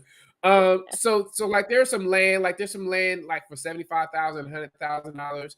And if you put down, you get utilities. I mean, it's still you still have to be creative and be willing to to put in the work. So if actually if I had the funds, I could see myself buying some of these small plots and putting, two tiny houses or a big school bus. I could definitely see myself doing that. Absolutely. Because this land is the cheap land is the land that people are not even thinking about. They're not thinking about tiny houses and school Mm-hmm. buses. But when I Mm-hmm. see it, I'm like, ooh, that's perfect. That is Opportunity. perfect. Absolutely. Absolutely. What would be the title of your autobiography? Ooh, wee. The title of my autobiography. Ooh. The title of my autobiography would be um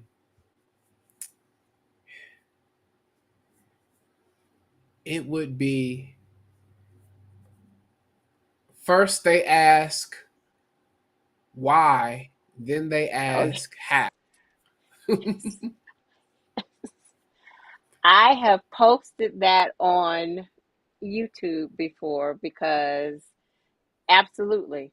First, they ask why. And I can so relate to that. When I was building my tiny house and when Mhm, I was researching and talking about a tiny house in 2012, 2013, people thought I was crazy. Like I had 12 mhm, heads. Do mhm. you need a place to stay? Are you having hardship? And now those same folks, do we got some space? I appreciate y'all got some space, but I got a whole plan. I got a plan. And now those same people are asking how? How can we get into this movement? How can I get in? What can I do? How did you do this? Absolutely. First they ask Mhm, why and then they ask how. And the concept, the thinking, just like you said, looking at a spot, I'm always riding around looking at things thinking I could put my house right there. Or mhm, the same thing. I see tiny houses. I see visions of tiny houses as I move around. So mhm, I'm right there with you. That would be the excellent title of an autobiography. mhm. Excellent. What's one question I didn't ask but you wish I had asked?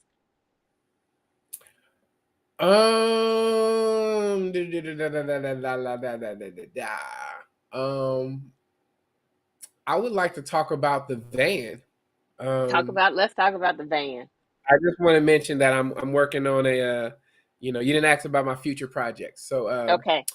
the, What's next? I'm I'm Interestingly currently enough, that's my next question. So do you want to save that question and talk about something else? Because that's my next question. What's next?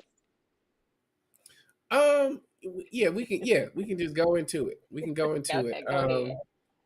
Um I'm working on the van, and now a Pro Master. I'm going to convert it into a camper van, and so my van life. Yeah, Crystal, know what's up. My goal is to do something. Um, I'm trying to I'm trying to go viral. I want people to say how and why. You know, I really want to be, number one, there's not a lot of black people in these spaces. Um, number two, um, I think that there's an artistic component to van life that a lot of people are not considering. It looks like they're trying to put as much as you can into this space. Um, for me, um, I want to do it a minimalist van conversion, but I want to turn the electrical components into artwork. And I haven't seen anybody do it, and it's kind of crazy. Some would even call it dangerous. Um, but that's what I'm working on right now, and That I'm sounds looking that's forward to amazing. I'm looking forward to revealing it when I'm done, and then also, being a melanated person, in this space. And we'll have to have you back to share that once it is. And I got some other ideas that we're gonna have to talk offline about. But Mhm. absolutely, I agree with you. There are more now. It was really lonely a few years ago, Mhm. but there are more now. The pandemic, I think, also made people start realizing they weren't as Mhm. secure as they thought they were, Come and on now. they didn't need as much as they thought they did because there was so much loss, and Come so on now. people have been thinking very differently, and that's that's helpful for our community. But there's a lot more that we need to listen and have these conversations with. Tell folks, and it will be in the video description, but tell people where they can find you and how they can support your work. So I'm on Instagram at Tiny Oakland. That's where I post my content. I will be launching a YouTube channel. I just really need to figure out exactly what I want to talk about, and uh, but Instagram is the best place to reach me at Tiny Oakland.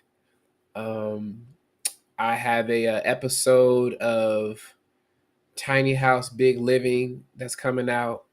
Oh, Uh, beautiful. That's where I got my debut okay, yeah, they just came and filmed first series. about a month ago. Very, very good. I was on their first year. So I got to figure out what year this is for them. That's beautiful. Mm-hmm. Um, and yeah, you can find me there. I am going to be. I'm currently editing um, my tiny house hacking course, and Okay. the plan for that is for it to be straight to the point. Um, because I can do hours and hours and hours of content, but I really want to get people the answers that they want, straight to the point, and I want it to also be affordable, so that they ain't spending $5,000 on the toilet like I did if they don't need to. Um, and then also, similar to you, I do some consulting. All that stuff is on my Instagram bio. And If people, I will share it in this video. I'll get all of those links when his episode hits on Tiny House Big Living. I'll add a link here, and then I'll also add a link to his hacking course so that you can access all of this stuff as you're watching this video when it becomes available. So I will commit to doing that, but and share how to connect with him. thank you so much. Thank you so much. Of course. Appreciate it. No, And thank you for bringing me on too. no, it has been my pleasure. I I just want us to see us. I want us to see us doing these things non-traditionally and winning. I want us to see it as accessible. I want us to see that it doesn't take um, being a multimillionaire to be able to figure this thing out and make some money and to change the trajectory of your life. Liberation is the goal, peace is the goal, and I want that in a world where our peace is always in danger, Come on now. our physical and physical selves are always in danger. I want us to be able to find um, some ways for liberation, and so that's really important to me. So I thank you for sharing everything that you shared with everyone here. And oh, Airbnb link. Yes, I'll also share his Airbnb links. Thank you, Michelle. I'll add that in the video. Um, thank you, thank you so much for You, um, I have a question. absolutely. I'm sorry to cut you off. You know Nadia? She's in Atlanta.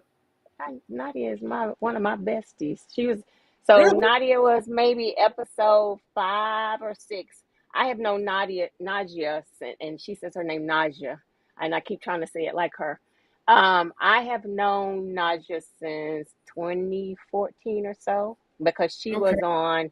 Was she on time? I was introduced to her. She was on the next year of Tiny House Big Mhm. Living. I was on the first year, and then I think Okay. she was on the next year. Okay. And I met her at a tiny house event in Atlanta. And I told her, she told me she was going to be talking to you. And I said, you make sure Mhm. you tell him we're friends. So yes, Okay. that is my girl. I adore her. I stay on her case because, and you do as well. Naja always likes to give away free information, and she has all this knowledge in her head, and she'll sit. When people try to, I I give free information. This is the free information. But when you want to sit and pick my brain, I don't need you to buy me a coffee to pick my brain. I don't even like coffee. And Naja will get sucked in. Somebody will say, I want to buy you some coffee and pick your brain. And You before you know know, it, she over there giving away all the knowledge. So I stay on her. I have I have realized that people will absolutely they see the value in what you're doing so much that they want to spend time with you and figure out what you're doing. But then when you send them the link, Right. some of them will go radio silent. And I think that it respecting um, our time, our expertise. Um, I've learned a lot that some people, as much as they say they want to support entrepreneurs or small business owners, I don't think they realize what they're doing when they say, "Hey, let me take you out for a cup of coffee." And again, I don't drink coffee either, but I'm like, you're asking me to spend time with you Hmm. and help you on your journey, which I'm more than happy to do. But this is my business, you Yeah. know. Yeah. And I'm actually you're gonna save a lot of money having this conversation. You're gonna Absolutely. save a Absolutely. lot of money. That's really where the value is. So I feel you Absolutely. on that, and I'm learning to set those boundaries because I gotta buy groceries too. You know. It's a process. It is an absolute process because I want to give back. I want to be able to support people. I want to do all of the things. But time is money, and there are things that I could be working on for myself. I could be sitting down reading a book. I could be sitting down taking a nap. I don't have to be working. Like I'm aspiring to that life of ease. I can be doing all of those things. So for me, my give back is the time that I spend in community on Sundays. And when people reach out to me to say, "Hey, I'm interested. I need to know this," I send them the links to YouTube. I've talked about that. I've talked about that in this session. I've talked about that. If you want something more in depth, here's the link to book. And just like you, most folks will go radio silent, and I'm okay with that because I, I have earned the right to charge for my knowledge. I'm a walking wealth of information. I know that. That's the same conversation I have with Naja. Tiny houses are my passion, but I also deserve to be paid for that. If Mhm. I'm given to the community, but I also deserve to be paid for that. And the same for you. And once I set that boundary, because I'd spend time typing stuff back and answering all the questions, and they're gonna keep asking questions. I my consultations, I'm always going overtime in my consultations. Oh yeah. Oh Always, yeah. always. But that person has invested and they've taken the time to invest, and I appreciate that, and I want to give them my all. But the free stuff, this is the free stuff. Tune in, and this is valuable information. Oh yeah. Oh yeah. Valuable information. But if you want something else, I don't try to give me no coffee. I get so much value just from this conversation right here, how we talked about so much. There's so much value in watching, the content. You can probably get your questions answered. But you gotta watch. And so I feel like now when I have a question, when I approach people, I ask them, what is your rate? I have a couple Mm-hmm. questions. Mm-hmm. Do you do consulting? Because I really I'm coming to you for your knowledge and your expertise, and Absolutely. I want to patronize you the way I patronize all these other businesses. Absolutely. You're not trying to go in anywhere else with some of those other folks and finagle and barter or bargain on their prices. You're not doing it.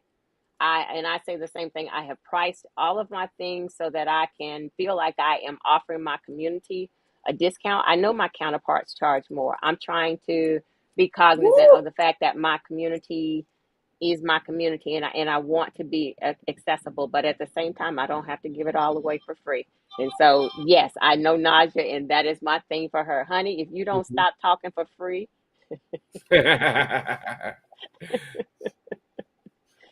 Thank you so I'm much. I want you to hold on because I still need to talk to you, but I'm going to close out. Thank you all so much for being here. Now that I know I need to set my sessions up so that you all know when it's going to kick off and you all can already be in the chat ready to go. I learned something today. I know that you all learned a lot today. I appreciate you all being here every Sunday. I saw you all decide that y'all need to get a name for the community, my community. So I'm waiting for the names, and I appreciate y'all so much. I adore you all, and I appreciate you showing up for me every Sunday and for my guests. And I thank you, thank you, thank you. So let me do my official closeout. Ansel, don't go anywhere. Hang on just a second. Let me get to the. They always they. I'm sure they wish I'd get this together, but it ain't going to be today that I get it together. Um, Come on, screen. There we go. There we go. This has been a fabulous conversation on intimate spaces, multiple spaces, all of the things. Sundays for me are just an amazing time. It is the conversation that um, warms my heart. It's the conversation that I feel like we are changing and challenging our community. Um, S. Wright is in my head. Please get a Patreon. That is on my to-do list. Thank you for that. It is coming. Thank you for saying that because that validates. I struggle with those things, so thank you. It is something I know I need to do, and it is on my to-do list. So I appreciate that validation. Y'all make me happy. I appreciate this community so much. Thank you for showing up on Sundays.